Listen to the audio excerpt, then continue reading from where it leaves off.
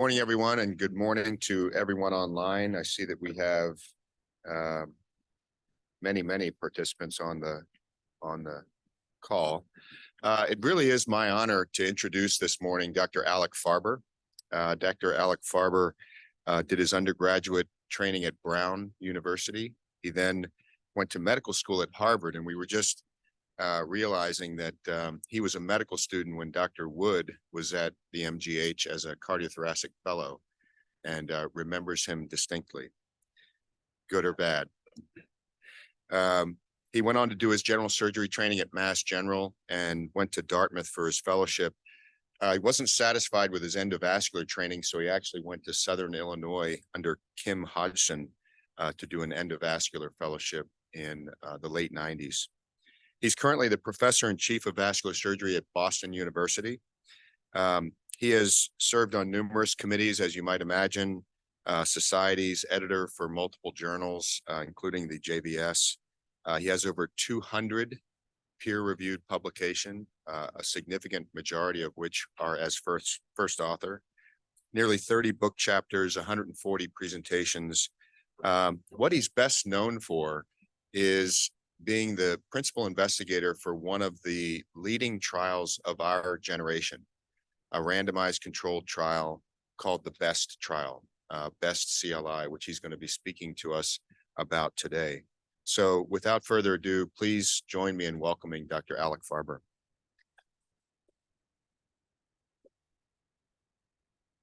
Thank you very much. Good morning, everybody. It's really a great pleasure for me to be here, an honor to be here as well.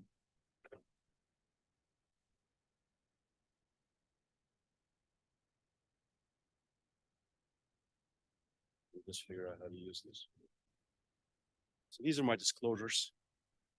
I want to start by recognizing two giants in vascular surgery who were here at University of Washington. Gene Strandis and Alik Farber really laid the groundwork for what modern vascular surgery is. And it's just amazing for me to be in the same institution that they were. I also want to recognize Ben Starnes, who has created a clinical powerhouse at this institution so that it is routinely considered one of the top 2 or 3 places to train for vascular surgery in the country. So it's and seeing his team at work yesterday, it's clear to me it's a high performance team. So it's really a pleasure to be here.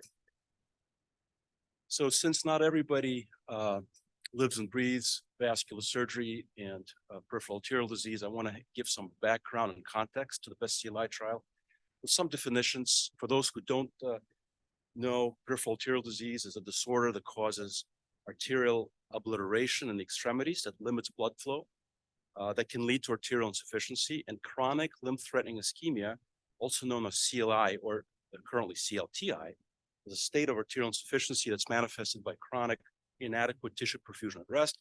And folks with this problem present either with ischemic rest pain or gangrene or ulcers. And these are some of the feet of CLI, in patients that we treat.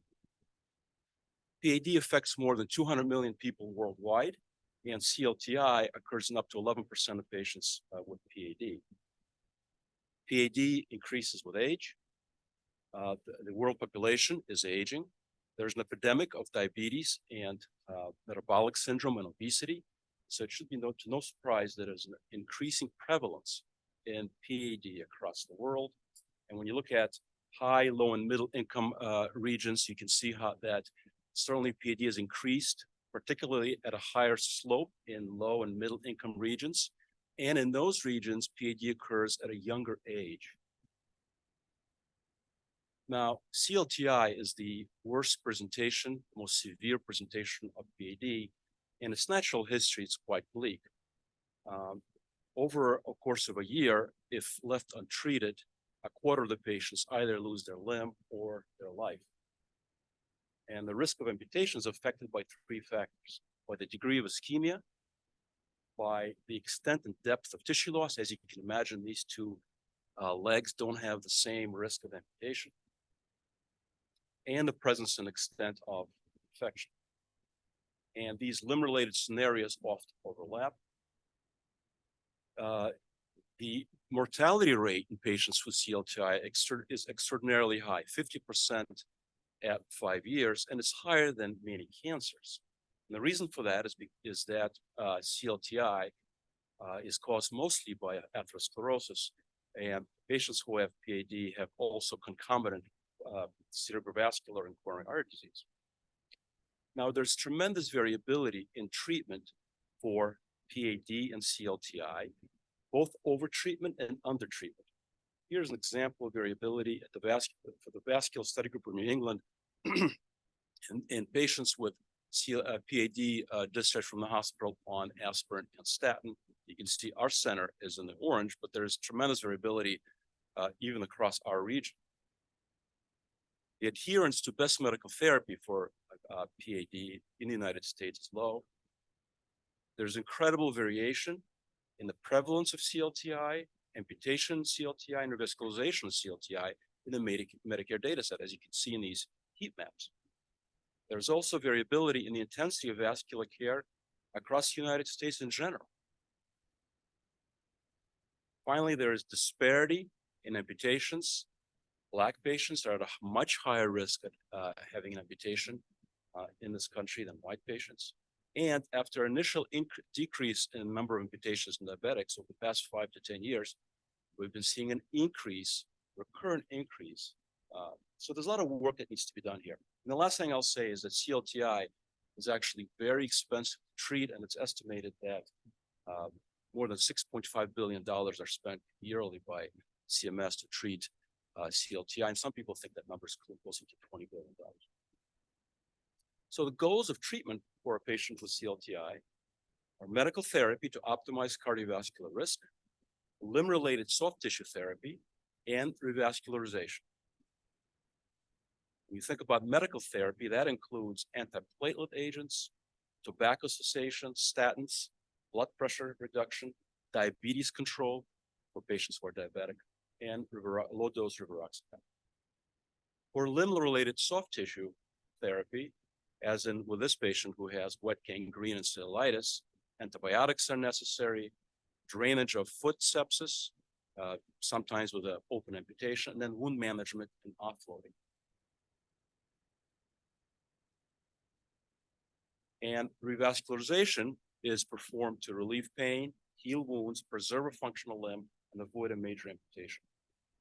And there are two basic revascularization strategies: open vascular surgery and endovascular therapy. When you think about open vascular surgery for CLTI, there are three buckets of procedures. One are inflow procedures into the groin, such as axillobifemoral bypass. Two are endarterectomy, when we take the plaque out of the artery, and that's typically done on the common femoral or deep femoral artery. And then there's infrainguinal bypass, or bypass below the groin in the leg, and that's really the workhorse of procedures for CLTI, because most patients who have CLTI have infrainguinal peripheral arterial disease. Surgical bypass has a storied past ever since Alexis Carrel described the technique of vascular anastomosis. The first femoral popliteal bypass was performed in France in 1948. And there's been multiple studies validating its outcomes, showing excellent graft patency rates and limb salvage rates. But the world changed in 1964 when Charles Dotter, also known as Crazy Charlie, invented angioplasty. This ushered in a new era of endovascular revolution where new technologies have been coming to us on literally a monthly basis to treat vascular disease with minimally invasive ways, stents, balloons, and that sort of thing. And the endovascular bullet train has been moving very, very fast toward us. And to that end, there's been an increase in the number of endovascular procedures performed to treat peripheral arterial disease, and a decrease concomitantly of number of surgical procedures. When you think about endovascular therapy, there are multiple options. And, angioplasty works well, has been described to have good outcomes, particularly in the tibial arteries. There's a lot of literature to describe stents, even more literature to describe stent grafts. There's drug elution, both on stents and on balloons. There's atherectomy, which is taking out the plaque. And some people think it's amazing and some people think it doesn't work. And if you look at all these procedures in both of these strategies, they all have pros and cons. So it's a good thing that we have all these tools, but which tool works best for whom and when, that's still unclear at all. And to that end, because of this, there's tremendous variability in the application of these technologies in patients with CLTI. So this graph, originally shown by Jack Cronowet, shows VQI centers. These are vascular centers of excellence across North America on the x-axis. And on the y-axis is the use of bypass versus endovascular therapy to treat CLTI and intracerebral PAD. So there's tremendous variability. Now you might say, what's the problem? Do endo first, and if it fails, then do bypass surgery. And a lot of people practice that way, and a lot has been written about it. The problem is, as we've shown in our meta-analysis, that if you take primary bypass and you compare it with bypass after failed endo, the outcomes of primary bypass are better in terms of patency and amputation-free survival. So it's just doing endo first is not necessarily a free ride. So when I finished my training, I initially spent 5 years at Cedars-Sinai in Los Angeles in private practice, and I went back to academics at Boston University. When I arrived there in 2005, I connected with my colleague who was a resident with me and medical student as well, Matt Menard, who was a vascular surgeon at the Brigham. We were about the same age, had very high volume of CLTI in our practice, both used bypass and endo, and really amused to ourselves how crazy it was how we decided what to offer any given patient. And we always sort of, it was kind of funny because I would say, when I describe a patient, I'd say this patient, I did stenting, and he would say, well, why? You should have done bypass. So there's a lot of sort of conversation like this, and realizations that a lot of ways that we decide based on what to offer a patient is completely arbitrary. And so in October of 2007, at the New England Society for Vascular Surgery meeting at the Foxwoods Casino, we actually talked about the idea of organizing a clinical trial to compare open and endovascular strategies in patients with CLTI. So the first thing we did after we had this conversation, we looked at some literature, and there was a lot of data out there. The problem is that it was limited. It was retrospective, poorly controlled. The endpoints that were used were not great. There was bias. Often claudicants were combined together with CLTI patients, and the follow-up left much to be desired. There was one randomized trial in this space called the Basel trial that was conducted at the turn of the century in the United Kingdom. And that trial compared angioplasty first strategy to bypass surgery strategy in patients with femoral popliteal disease. And that trial enrolled 452 patients and found no significant difference in amputation-free survival, which was their endpoint at more than 5 years of follow-up. But there was a trend towards benefit for surgery in those patients who survived more than 2 years. And although this was a valiant effort on the part of Andrew Bradbury, who ran this trial, it was limited and criticized because it was underpowered. Endovascular surgery was limited to angioplasty alone, which made it completely irrelevant outside of the United Kingdom and so forth. And so, given all of this, we also, that a meta-analysis was published that basically looked at all the data, comparative effect on this data, and concluded there was just not enough data to guide clinical decision-making. Now, randomized controlled trials represent the most internally valid form of evidence, and really they're the best way to compare treatment strategies because they eliminate confounding, they minimize treatment and selection bias, and they reduce what's called spurious causality, but they're difficult to execute, and there are questions about generalizability of the trial population to the surrounding population. So the course of events was that in March of 2009, I called the president of the SVS, who was a mentor of mine from Dartmouth, and I sort of told him about this idea that we had, and he suggested that we poll the NIH. And so I went online, I found a telephone number for the NHLBI, and I essentially called the number, and the acting chief of the vascular biology and hypertension branch in the division of cardiovascular diseases, Esther Tolone, at NHLBI, picked up the phone. I was actually shocked somebody picked up the phone, but I pitched the idea, and she was interested, and she explained to me the process that you have to go through to apply for grants that have a direct cost of more than $500,000 per year. And she invited us to proceed. And once I sort of hung up and I thought about this, I sort of felt like this figure from the Munch painting, or kind of like this. Like, was it, you know, and I talked to Matt about this, but we were determined to proceed despite this. And so we surrounded ourselves with our mentors. I had one mentor from Dartmouth. He had a mentor from the Brigham. And we started talking about this. We screened and chose a data coordinating center, New England Research Institute in Boston. And we worked with our team to focus the idea, to figure out what the exact question was. What about the trial design? What sort of patients should go into the trial? Who was going to be doing the procedures? We actually thought vascular surgeons should do the procedures because they had the equipoise. They did both open and endo. What was the primary endpoint going to be? Secondary endpoints. What about entry criteria? What about statistical power analysis? You can see, I could probably give a talk just on this slide. And then we sought to obtain preliminary data because we wanted to understand what the equipoise was in the treatment of patients with CLTI in the vascular surgery community. We also wanted to see if there's interest in a trial like this. And so we conducted two surveys, one at the Vascular Study Group of New England and one of prospective principal investigators. And then we flew to Washington to pitch the trial to a big committee. We basically said that this trial was needed because there's a lack of definitive studies informing clinical practice. It was timely given that they were escalating use of endovascular technologies and cost. It was relevant to the national healthcare mission. It would have a high impact on population health and was feasible.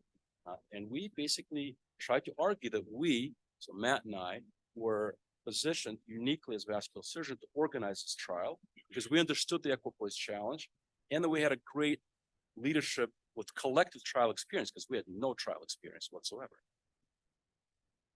And so they approved us to submit a letter of request so the letter requesting permission to submit an R01 for $19 million direct. We received the permission to do that. We recruited a team to perform a cost analysis from the Brigham Women's Hospital. We identified 80 potential sites. We tried to get letters of support. We actually approached Society for Vascular Surgery, and first time ever, they actually agreed to give us a letter, which was wonderful. We approached the FDA and others. They gave us letters, and then we submitted in June of 2010 the application to the NHLBI. And then in December, we got a score of 65. So 65 is bad. So the application was denied, and there was a summary statement for these points, and I'll just want to point out a couple of them.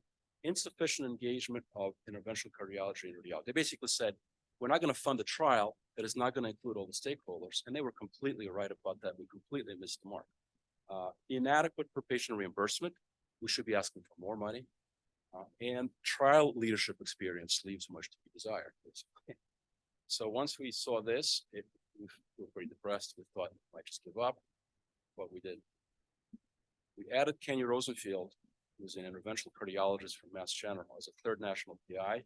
We expanded our executive committee, and then we traveled to the NHLBI again to respond to the summary statement, asking for more money. This is our executive committee now, much more representative of vascular medicine, interventional cardiology, interventional theology. We had a summit in August 2011. This is how the summit started.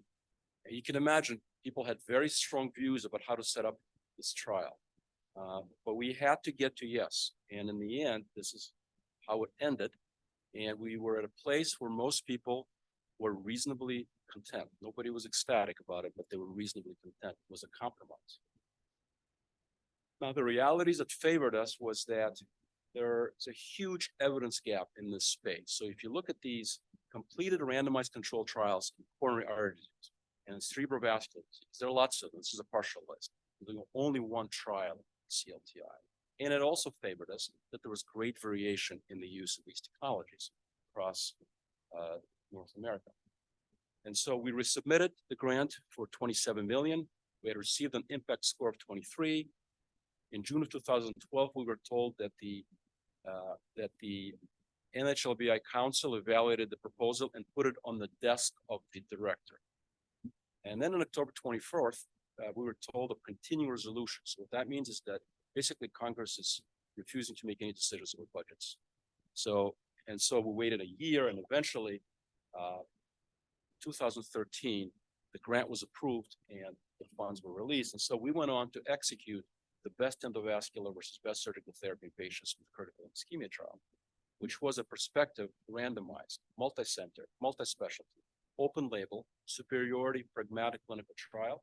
The goal was to compare clinical effectiveness, functional outcomes, and cost in patients with CLTI and infrainguinal PAD or candidates for both therapies.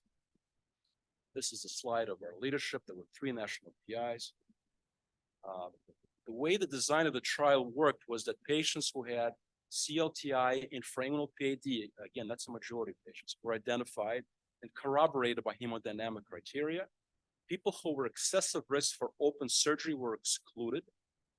An investigator credentialed in endovascular and one credentialed in open surgery at any given site had to agree that any given patient was a candidate for both. Every patient had a duplex of their saphenous vein and imaging of their leg arteries. And then patients were placed into 2 cohorts, which were ran as parallel trials. Cohort 1 were patients who had adequate single segment saphenous vein. That's basically best possible conduit for bypass. Cohort 2 were patients who didn't. So if randomized to surgery, any other conduit, including prosthetic, would be used. We stratified by clinical presentation, rest pain versus tissue loss, and by anatomy, tibial disease or not. And then the patients were randomized 1-to-1, endovascular surgery or open surgery, and the types of procedures that were allowed were left up to the investigators, hence the pragmatic nature of the trial. The hypothesis was that for cohort 1 was that bypass with single segment saphenous vein would outperform endovascular therapy, and for cohort 2 that endovascular therapy would outperform bypass with alternative conduits. The primary endpoint that we convinced the NHLBI to use for the first time was major adverse limb event or all-cause death, where male was defined as above ankle amputation or first major intervention, which included bypass, surgical thrombectomy, thrombolysis. We excluded minor interventions like angioplasty or stenting. The safety endpoint was MACE. The first major intervention and MI and stroke were adjudicated by a clinical events committee. We had a ton of really exciting, cool secondary endpoints. We had, we opened 180 sites and eventually had 150 sites over the course of the trial that enrolled across the United States, Canada, Europe, and New Zealand. University of Washington was a site. I want to thank Nitin Singh for his leadership in bringing us patients into the trial. We're indebted for that. We had more than 1,000 investigators. Now notice that 3/4 of them were vascular surgeons, but we had interventional cardiologists and radiologists as well. We did everything possible to ensure collaboration, interdisciplinary collaboration between sites. Now, you may or may not know this. There is some rancor in some institutions between cardiologists, radiologists, and vascular surgeons, turf battles, and it was challenging in some sites, but we did everything possible to the point that 3/4 of our sites had multidisciplinary collaboration. The first patient was enrolled in August of 2014. Enrollment ended in October of 2019 with 1,843 subjects randomized. And you can see from this enrollment curve, it had to be adjusted multiple times because this trial was extremely difficult to enroll. First of all, there were a lot of curveballs. There were obstacles to site activations. For instance, because the study was under the investigational device exemption from the FDA, because we were using off-label devices. Many sites required regional CMS carrier approval, and that took forever. That delayed the trial by at least 8 months. There are multiple obstacles to enrollment. And I want to highlight one, which is treatment bias, which is a really tough nut to crack. I'll show you an example of what treatment bias looks like. So this is from UMass. So Dr. Schanzer, who I think visited you a few years ago, presented this particular patient to his CLTI team for Best-CLI. So this was a patient with CLTI and had a distal SFA occlusion, had good vein. And so he basically asks his team of 9, I think it's 3 cardiologists and 6 vascular surgeons, what would you do if this patient came to your office? And so these are the responses. Cardiologist 1, endo definitely. Cardiologist 2, endo, but would stop if unable to re-enter preserving above target. Cardiologist 3, diagnostic and run by the vascular surgeon. Surgeon 1, open bypass. Surgeon 2, can't say without seeing it. Surgeon 3, endo, tasty, and so on. You can see this is what equipoise looks like, and this is why it was so difficult to enroll, because everybody felt that they knew what their patient needed to be done, even though their partner might have a completely different. So we had an enormous effort on the clinical coordinating center. We visited 120 sites, performed 31 webinars, 21 teleconferences, 18 investigators meetings, 12 CLTI dinners across the world, huge social media outreach. It felt like Sisyphus, the longest time, and there were other obstacles. So there was a meta-analysis published by Katsanos that suggested the paclitaxel, which is a drug used in drug elution for our endovascular devices, actually increased mortality. And so people stopped using it for a while. COVID hit. Luckily, we were already in follow-up phase. Otherwise, it would completely have decimated us. And there was another unanticipated curveball, and that is that we ran out of money because this was so long, took so long to enroll, so difficult, ran out of money. And so when that happened, we stopped enrollment at 88% complete. Cohort 2 was stopped for follow-up in December 2019. And then we approached vascular societies and industry. We did that because for cohort 1, which is the big cohort, we wanted to have 90% power to answer the question for all the effort. And we needed more money to finish, to make sure that we had more follow-up. And so vascular societies wrote us up to the challenge and donated. And industry donated. In the end, by the way, we've had no experience fundraising whatsoever. We were able to raise $6 million to finish the trial. And to that end, cohort 1 stopped follow-up in October of 2021. We were fortunate to present our results at American Heart in November. And then this was published concurrently in the New England Journal of Medicine. So I want to share with you the findings of Best-CLI. So let's talk about cohort 1. So cohort 1 had 1,434 patients. The crossover rates were low and lower than predicted, and the median follow-up was 2.7 years. Maximum follow-up was 7 years, and every patient had at least 2 years of follow-up, secondary to our efforts to raise money. So when you look at the baseline demographics of cohort 1, they are similar to what we would expect to see in patients with CLTI. 80% patients had tissue loss, 2/3 of the patients had severe tibial disease.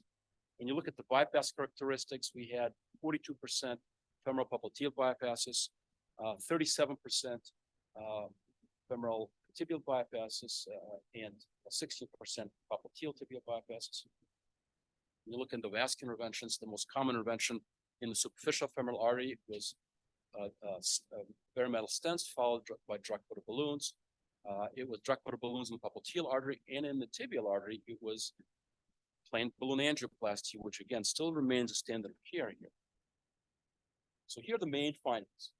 The primary endpoint occurred in 42.6% of patients in the surgery arm and 57.4% of patients in the endovascular arm. With a hazard ratio of 0.68, surgical bypass was associated with 32% reduction in male all-cause death. This finding was driven by significantly more first major interventions in the endovascular arm. There were 74 above ankle amputations in the surgery arm and 106 in the endovascular arm, which translated to a 27% reduction in amputations in the surgery arm.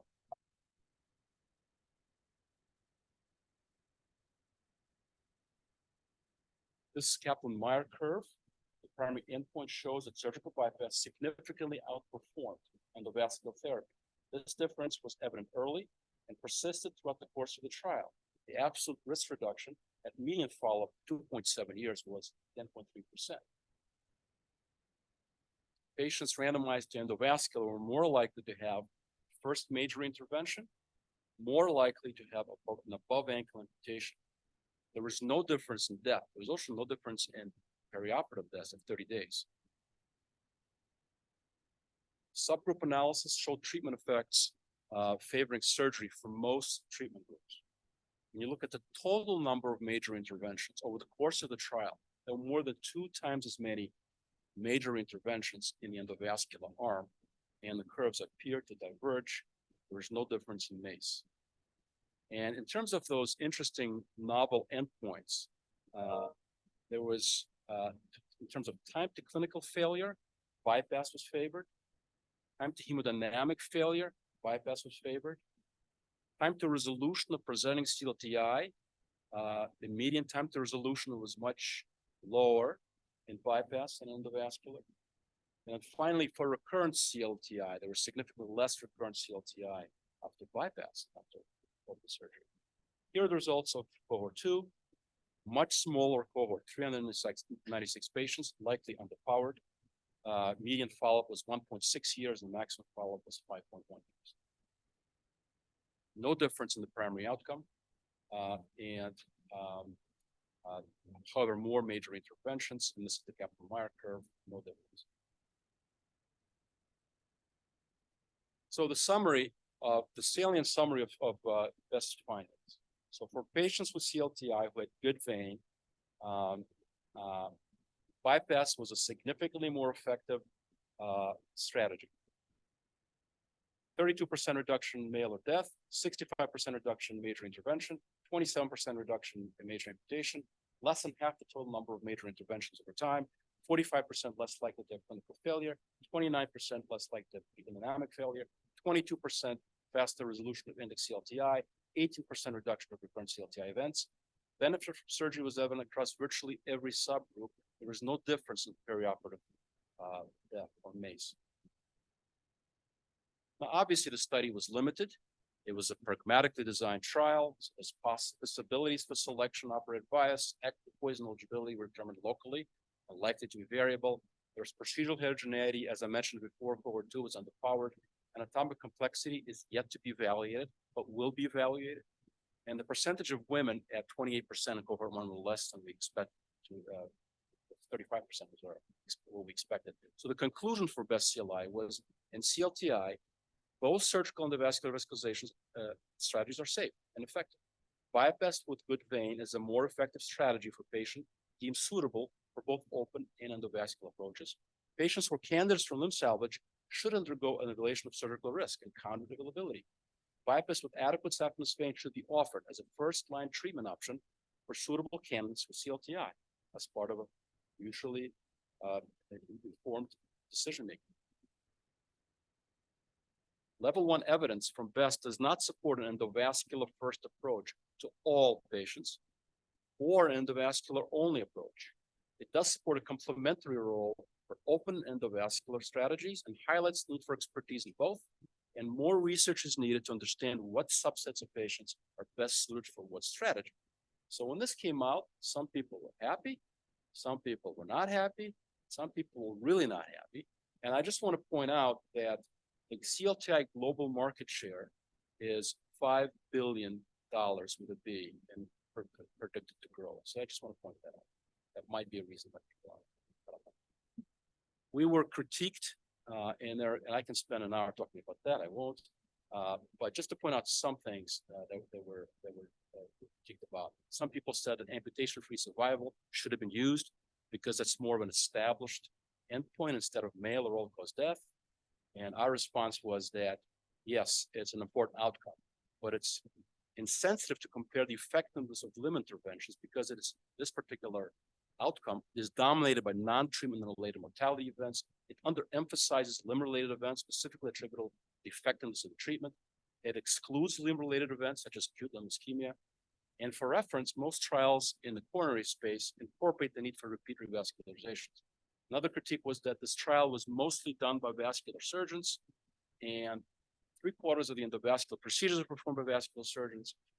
And our response to that was, and we published a paper on this a few years ago, that when you look at the ratios of specialties participating best and compare it to what's happening in the Medicare database, on the Medicare database, you can't pick out CLTI, you have to use PAD. You can see there's a lot of similarities.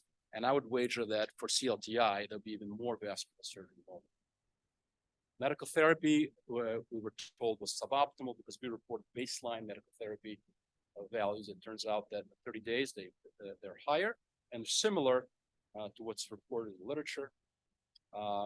We were told that endovascular therapy in BEST was subpar because drug elution was unacceptably low and angioplasty we used commonly. And again, that's just not true.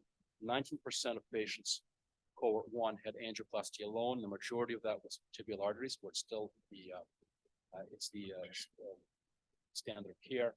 And 50% of patients, despite the Katsanos meta-analysis used, had drug elution.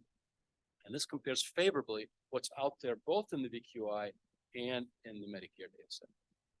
And then lastly, findings in the BEST can be explained by early failure. So if you basically take away the first 30 days, these curves are parallel. Well, we did sensitivity analyses where we excluded technical failure at 30 days, primary outcome event, or patients were censored, 3 different ways, and the same primary result stands. I'd be remiss if I didn't mention Basel II, which was a trial that was completed in April that looked at patients who had infrapopliteal disease compared angioplasty versus vein bypass. Again, led by Andrew Bradbury, 345 patients. They found that amputation-free survival actually favored endovascular at a follow-up of 40 months. And there was no difference in amputations, but there was significant difference in mortality. People who had open surgery had a much higher mortality. Now, I must say that 84% of the endovascular procedures were performed by a radiologist, and their technical failure was 14%. So when you compare basal and BEST, populations are very different. Basal II had less women, less end-stage renal disease, significantly higher history of prior revascularization, more tibial disease, significantly more use of plain balloon angioplasty, less use of drug elution. Endotechnical failure actually between these trials is similar. Ours was 14 and there was 15. Periop mortality is much higher in basal. So in our trial, 30%, 30-day death, 1.7% patients had 30-day death. It's 6%, which is very high. Overall death is higher in basal II, and amputation rates are higher in basal II. So basal II appears to be driven by long-term mortality. I must say that that trial had to be, the enrollment had to stop, and they relied on increased follow-up. And when that happens, you basically are underpowered for limb events because most limb events occur within the first 1 or 2 years. So more granular comparison is needed. We need to understand what does intersect between basal II and Best-CLI. And to that end, both of our groups are collaborating for patient-level analysis. And then the next steps, of course, are to further unpack Best-CLI, collect angiograms, and answer many remaining questions. The Novo Nordisk Foundation has donated $4 million to this cause, and we're sort of excited to use that to do what we promised to do. We have to write 60 manuscripts, so forth. So it's an exciting time. So in conclusion to this talk, there's significant variability in CLTI management across the world. CLTI has not been studied as extensively as other fields. For instance, coronary artery disease is way ahead, light years ahead of where peripheral arterial disease is. There's a great need for more evidence generation CLTI and PAD, and Best-CLI is just the first step. We hope for more steps to follow us. And I believe that endovascular therapy, medical therapy, limb surgery, and surgical bypass are all arrows in the quiver of a well-trained vascular surgeon. Sort of like for patients who have a cancer, you know, they may require radiation therapy, chemotherapy, or surgery. Nobody's arguing what's best. They all have their role. All of these therapies need to be offered on the vascular team treating patients with CLTI. Best-CLI teaches us that we should not forsake infrainguinal bypass surgery. There are training programs in this country that don't do any bypass surgery. It's all endo, all the time. And we need to learn how to do it well and teach it to our trainees. Thank you.